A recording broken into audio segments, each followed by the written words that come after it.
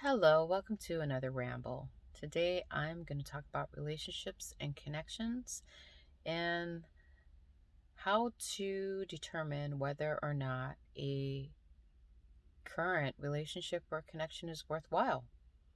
I think a lot of us have a tendency to over complexify things because, we have a lot of thoughts that are streaming through, which are connected to emotions, which are connected to expectations, which are connected to our reactions and our ability to assimilate. Does that make sense? Yeah, we overcomplexify things, and it's actually quite simple. I've come to the conclusion that two things are necessary for a relationship to be satisfying and healthy and worthwhile. The two things are receptivity and reciprocity. And what do I mean by that? So, yeah, like if you were to look at the current connections and relationships that you are participating in, you should ask yourself, you know, are these people receiving my energy well? Are they receiving me as a person, as an expression, as a multifaceted being? Are they receiving you? And vice versa, are you receiving them? Um, the second thing is reciprocity.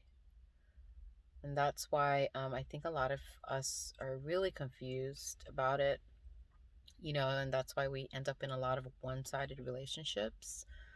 Um, it's unhealthy, it's imbalanced, it's toxic, it's detrimental to our well being when you are constantly taking on the role as a caregiver or a caretaker and you're giving and giving and giving and sacrificing yourself for the well being of others without taking yourself into account, it's very detrimental.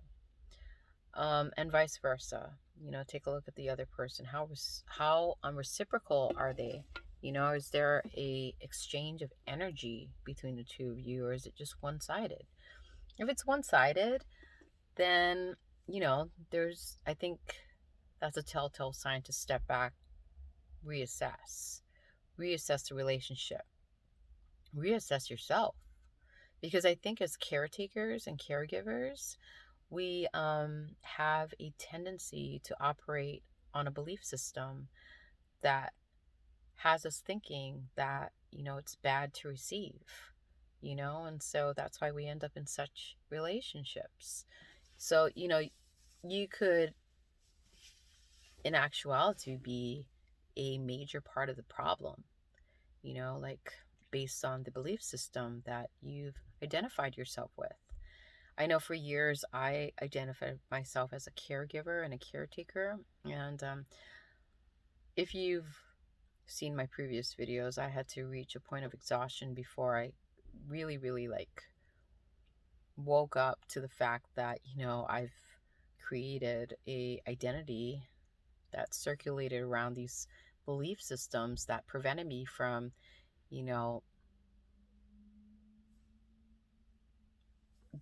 receiving or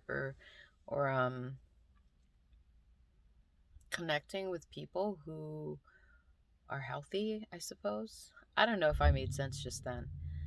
But yeah, like I remember like I had a hard time receiving compliments. I had a hard time receiving physical things, you know.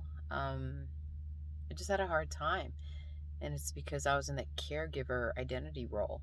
And now that I've kind of broken past that identity and broken out of that belief system, it's a little easier for me to be more receptive, and it's definitely necessary for you to be able to receive, and this is applicable to other dimensions of life. Like, think about your bank account.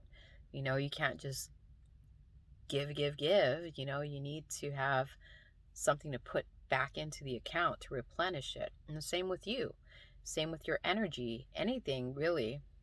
If it's healthy, it's reciprocated.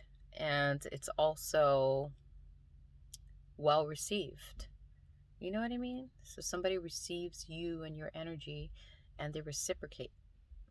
And that's how you know. If you feel confused or if you feel like there's mixed messages or mixed signals, then those are red flags, telling you that something is off kilter. And again, you need to step back and assess and prune things that are no longer, I want to say, beneficial for you and your well being. And that's not selfish. And I feel like if everybody just made like a tree and dropped some leaves, you know, we would be okay. So, yeah, take some time to step back, and assess if something is a worthwhile investment. And if it's not, then just drop it. All right. If you learned something from this, awesome. If you didn't, that's awesome too.